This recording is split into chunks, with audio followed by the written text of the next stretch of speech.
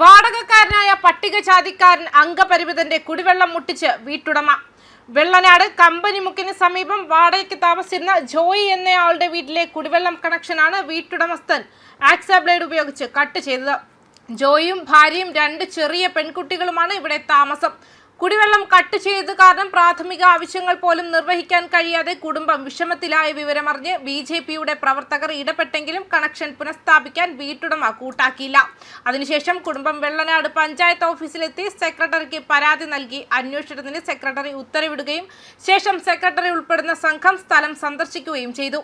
അന്വേഷണത്തിൽ വീട്ടുടമ അനധികൃതമായി കെട്ടിടങ്ങൾ നിർമ്മിക്കുകയും വാടകയ്ക്ക് നൽകുകയും ചെയ്തു വരുന്നതായും ശ്രദ്ധയിൽപ്പെട്ടിട്ടുണ്ട്. ഡയാലിസിസ് ചെയ്യുന്ന രോഗികൾ വരെ ഇവിടെ വായു സഞ്ചാരമില്ലാത്ത വീടുകളിൽ റൂമുകളിൽ താമസിക്കുന്നതായും അറിയാൻ കഴിഞ്ഞിട്ടുണ്ട്. ഏതൊരു വിധമായ മാനദണ്ഡങ്ങളും പാലിക്കാതെ ഇലക്ട്രിസിറ്റി ബോർഡിനെ വരെ കബളിപ്പിച്ചുകൊണ്ടാണ് നിർമ്മാണ പ്രവർത്തനങ്ങൾ നടന്നിരിക്കുന്നതെന്ന് KCB സബ് എഞ്ചിനീയർ സജിമോൻ പറഞ്ഞു. പഞ്ചായത്ത് സെക്രട്ടറിയും മറ്റുദ്യോഗസ്ഥരും ഉടമസ്ഥൻ ഡേവിഡിന്റെ വീട്ടിലെത്തി കാര്യങ്ങൾ അന്വേഷിച്ചപ്പോൾ ഉദ്യോഗസ്ഥരോട് തട്ടിക്കയറുകയും സംഭവം നിഷേധിക്കുകയുമാണ് ചെയ്തത്. വാട്ടർ കണക്ഷൻ പുനഃസ്ഥാപിച്ച ശേഷം വീട്ടുടമയ്ക്ക് നേരെ നിയമ നടപടികളുമായി മുന്നോട്ടു പോകുമെന്ന് പഞ്ചായത്ത് സെക്രട്ടറി കർമ്മ ന്യൂസിനോട് വ്യക്തമാക്കിയിട്ടുണ്ട്. എന്താണ് ഇവിടെ നടക്കുന്നത്? എന്താണ് ഈ സംഭവം? ഒരു മനുഷ്യാവകാശ ലംഘനമായിട്ട് തന്നെ കാണുന്നുണ്ടോ? എന്താണ് നിങ്ങൾക്ക് പറയാനുള്ളത്? തീർച്ചയായും മനുഷ്യാവകാശ ലംഘനമാണല്ലോ ഇത്. കാരണം ഒരു കുടുംബം 11 മാസത്തെ എഗ്രിമെൻറ്റിൽ ഒരു വീട് വാടകയ്ക്കെടുത്ത് 5 മാസം കഴിഞ്ഞു. എല്ലാ മാസവും കൃത്യമായി വാടക കൊടുക്കാറുണ്ട്. എല്ലാ മാസവും 10-ാം തീയതി വാടക കൊടുക്കുന്നു. ഈ മാസം ഒരു ദിവസം താമസിച്ചു എന്ന കാരണത്താൽ ഇന്നലെ 11 മണിക്ക് ആ വാടകയ്ക്ക് കൊടുത്തിരിക്കുന്ന വസ്തു അതിൻ്റെ ഓണർ വന്നിട്ട് ആ വീട്ടിലേക്കുള്ള കുടിവെള്ളത്തിലേക്ക് പോകുന്ന കണക്ഷൻ കട്ട് ചെയ്യുകയാണ് ചെയ്തത്.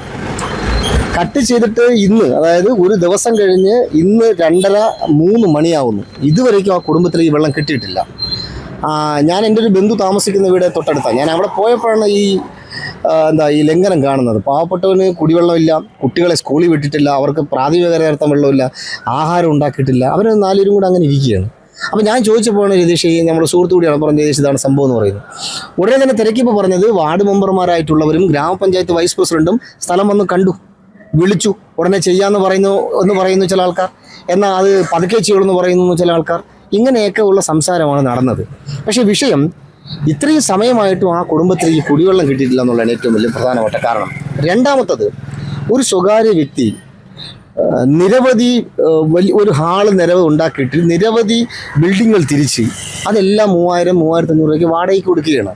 അതിൽ വീട്ടു നമ്പർ ഉണ്ടോ എന്നറിയില്ല, നിയമപരമായിട്ടുള്ള ഇവിടെ നിന്ന് പഞ്ചായത്ത് പെർമിറ്റ് ഉണ്ടോ എന്നറിയില്ല. ഈ ബിൽഡിങ്ങിലൊക്കെ ആൾക്കാർ താമസമാണ്. അതിനോടൊപ്പം തന്നെ ഇപ്പോഴും പുതിയതായിട്ട് ആ വസ്തുവിൽ 3-4 ബിൽഡിംഗ് വെച്ചുകൊണ്ടിരിക്കുകയാണ്.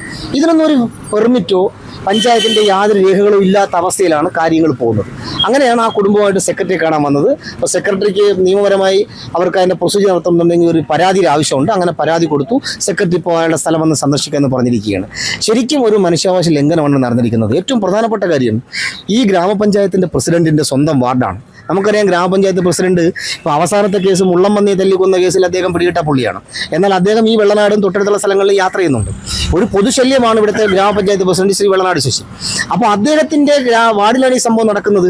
അറിയാൻ കഴിഞ്ഞത് പലതവണയും അദ്ദേഹവുമായിട്ട് പല ഇടപാടുകളും ഉള്ള വ്യക്തിയുടെ വീടാണ് ഇദ്ദേഹം വാടകയ്ക്ക് താമസിക്കുന്നുള്ളതാണ്. വെള്ളനാട് ഗ്രാമപഞ്ചായത്ത് പ്രസിഡന്റിന് ഇതറിയാം. നിങ്ങൾ ഈ ആരോപിക്കുന്നത് വെള്ളനാട് ശശിയുമായി ബന്ധമുള്ളൊരു വ്യക്തിയാണ് ഈ പ്രോപ്പർട്ടിയുടെ ഉടമയെന്നാണോ? തീർച്ചയായും അയാളായിട്ട് ബന്ധമുണ്ടല്ലോ, 100%. അത് നമുക്ക് അന്വേഷിക്കും കാണാം. ആദ്യപ്രവർത്തനം നിങ്ങൾ പോയിട്ട് അവിടെ സ്ഥലം പോയി സന്ദർശിക്കുക, ആ വീട് സന്ദർശിക്കുക, ഈ പറയുന്നതിനകത്തുള്ള വസ്തുതകളെ കുറിച്ച് മനസ്സിലാക്കുക. അത് 100% അങ്ങനെ തന്നെയാണ് ആരോപിക്കുന്നത്. അത് വസ്തുതയുണ്ട്.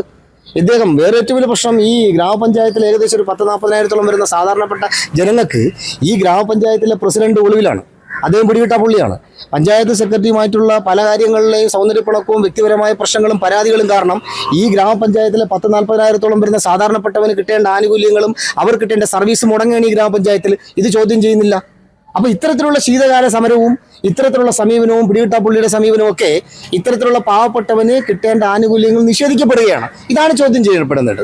ഇവിടെ ഈ വ്യക്തിക്ക് മാത്രമല്ല, ഇതിനും സമാനമായ സംഭവം മറ്റാർക്കെങ്കിലും ഉണ്ടായിട്ടുണ്ട് അവിടെ താമസിക്കുന്നത്? അതിനെക്കുറിച്ച് നിങ്ങൾ അന്വേഷിച്ചിട്ടുണ്ട്? അവിടെ സമാനമായ സംഭവങ്ങളുണ്ട്. തൊട്ടടുത്തൊരു ഡയാലിസിസ് പേഷ്യൻ്റ് ഉണ്ട്. അവർ താമസിക്കുന്ന ഒരു ചെറിയ മുറിയാണ്. 3,500 അവിടെ വാടകയാണ്. ഒരു ദിവസം താമസിച്ചു എന്ന കാരണത്താൽ അവരെ ഇറക്കി വിട്ട് തൊട്ടടുത്ത വീട് വരാതിപ്പോൾ കിടക്കേണ്ടി വന്നു. അങ്ങനെ നിരവധിയായ സംഭവങ്ങൾ ഈ വസ്തുവിന്റെ അകത്തുള്ള ഈ പ്രോപ്പർട്ടി നടത്തുന്ന ആൾക്കാരുടെ ഇടയിൽ ഉണ്ട് എന്നുള്ള വസ്തുതയുണ്ട്.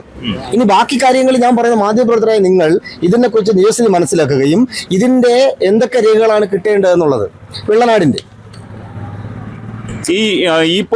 ഈ അവസ്ഥ നേരിടുന്ന വാടകക്കാരന് മറ്റെന്തെങ്കിലും ശാരീരിക പ്രശ്നങ്ങളുണ്ടോ, മാനസിക പ്രശ്നങ്ങളോ എന്തെങ്കിലും ഉണ്ടോ? അതുകൊണ്ട് തീർച്ചയായും അയാളൊരു പട്ടികജാതി വിഭാഗത്തിൽപ്പെടുന്ന ആളാണെന്നാണ് ഞാൻ മനസ്സിലാക്കുന്നത്.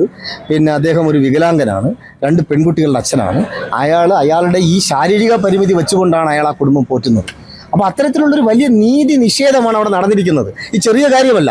ഈ രാജ്യത്ത് നിലനിൽക്കുന്ന ഒരുപാട് നിയമങ്ങൾ അനുസരിച്ച് ഈ നടന്നിരിക്കുന്നത് നീതി നിഷേധമാണ് എന്നുള്ള കാര്യത്തിൽ യാതൊരു തർക്കവുമില്ല. ശരി, ഇതുമായി ബന്ധപ്പെട്ട് നിങ്ങൾ മുന്നോട്ട് പോകാൻ ഉദ്ദേശിക്കുന്നത് എന്തൊക്കെ നടപടികളിലൂടെയാണ്? ഇതിനകത്ത് ഞങ്ങളിപ്പോൾ സെക്രട്ടറിയോട് പറഞ്ഞിട്ടുണ്ട്, അവിടെ നടക്കുന്ന ബിൽഡിങ്ങിന്റെ പെർമിറ്റ്, അവിടെ നടക്കുന്ന ഈ പറഞ്ഞ കെട്ടിടങ്ങളുടെ നിർമ്മാണം, ഇതൊക്കെ യഥാവിധി എന്താണ് നടക്കുന്നത്, സർക്കാരിന്റെ പെർമിഷൻ ഉണ്ടോ, പഞ്ചായത്തിന്റെ പെർമിഷൻ ഉണ്ടോ എന്ന് അറിയണം എന്ന് സെക്രട്ടറിയോട് പറഞ്ഞിട്ടുണ്ട്. സെക്രട്ടറി ഇപ്പോൾ തന്നെ വന്നത് പരിശോധിക്കാമെന്ന് പറഞ്ഞു. 2, ആ കുടുംബത്തിന് വെള്ളം എത്രയും പെട്ടെന്ന് എത്തിച്ചു കൊടുക്കാനുള്ള സംവിധാനം പഞ്ചായത്ത് ചെയ്യാമെന്നും പറഞ്ഞിട്ടുണ്ട്. ഞങ്ങൾക്ക് അതാണ് ഇപ്പോഴത്തെ ഏറ്റവും വലിയ പ്രധാനപ്പെട്ട കാര്യം, ആ കുടുംബത്തിന് വെള്ളം കിട്ടുക എന്നുള്ളതാണ്. ബാക്കി നിയമപരമായിട്ടുള്ള കാര്യങ്ങൾ സെക്രട്ടറിയുമായി സംസാരിച്ചു, അതവർ ഫോളോ അപ്പ് ചെയ്യാമെന്നും പറഞ്ഞിട്ടുണ്ട്.